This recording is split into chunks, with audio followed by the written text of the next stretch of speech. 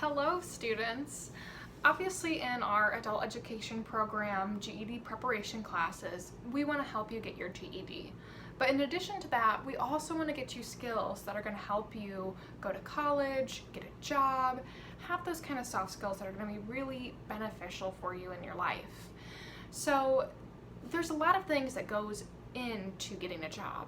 It's not just putting in your application and showing up for the interview.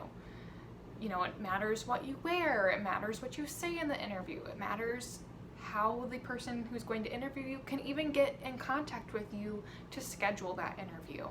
So that's what I want to talk to you about today, is phone etiquette. So here's just some tips or recommendations for you to have. You might already know these, and some of these might be completely new to you. But the first tip that I'm going to give you is make sure that you have a voice mailbox set up on your phone. It is so frustrating for someone to call and you don't answer and there's no way for them to leave you a message.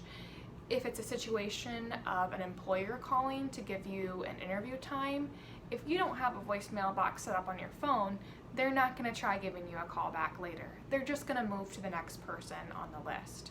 So having a voice mailbox set up is really important. You also need to make sure that the voice mailbox that you have set up has an appropriate greeting. The greeting should be something that's easily recognizable. So you could say something like, "Hi, you've reached Jane Doe. I can't make it to the phone right now, but please leave a message after the tone." That's perfect. A lot of phones will have a pre-recorded voicemail option that's very robotic sounding, something like, "You've reached 222-111-3857. Is not available. Please leave your message after the tone." That's fine if you prefer to have that instead of saying your name and recording your own voicemail. That would also be an appropriate voicemail greeting. So make sure that you do have something and that it's appropriate. But you also need to make sure that you're actually checking your voicemail box. So make sure if there's a password on it, you know what that password is, you know how to log into that voicemail box to check the messages. Because it's useless to have a voicemail box if you're never going to listen to the voicemails. And also check your voicemails before you give someone a call back. If you see that you have a missed call from someone, check to see if there's a voicemail. Maybe they've already kind of explained everything to you in that voicemail, so when you call them back to say, "Hey, I have a missed call from this number," you would have already known what they were calling you about. So do listen to those voicemails, and also make sure that you are deleting your old voicemails that you do not need anymore.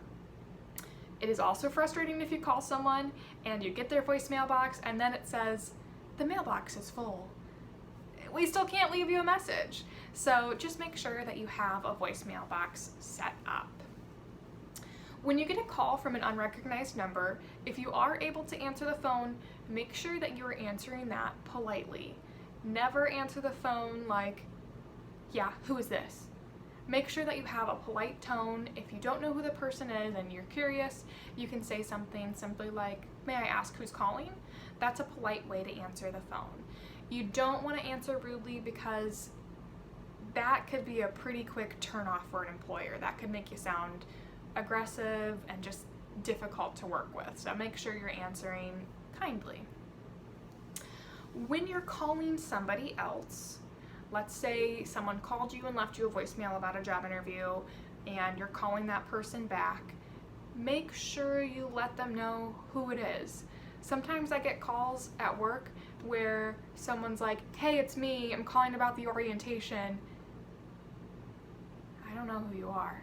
I mean, I've probably talked to you before, and I probably do know who you are, but I probably don't just immediately recognize your voice. And that's going to be the same situation with an employer. So make sure that when you call someone, you're telling them, "Hi, this is Jane Doe. I'm returning your call about the interview." Or if they can't answer the phone, make sure you're leaving a voicemail. Frequently, even if someone has an office and their own direct phone line, they might be out of their office many times during the day. They might be in meetings, they might be doing other duties, they might be meeting with somebody where they just really can't answer the phone.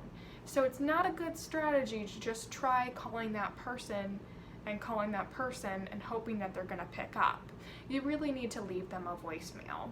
And when you do leave them a voicemail, it should be clear what you're calling about and what your contact information is. So for example, you could say, "Hi, this is Jane Doe. I'm calling about the interview. My number is 222-111-6161. Thanks."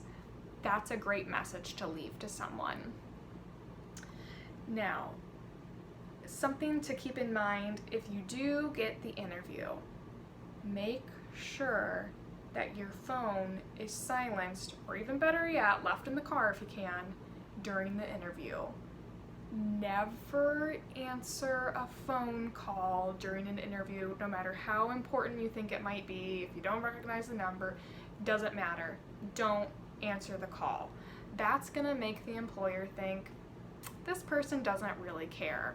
And also, more than likely, if you get that job, you're probably not going to be able to answer your personal cell phone during your shift that you're working. So, best solution is just to leave it in the car. If you can't do that, if you don't feel like it's safe to leave it in the car, at least make sure it's silenced. So that way, you're not getting the sounds and all that kind of stuff. You want to be able to ignore it completely, and you don't want any attention drawn to your cell phone during an interview.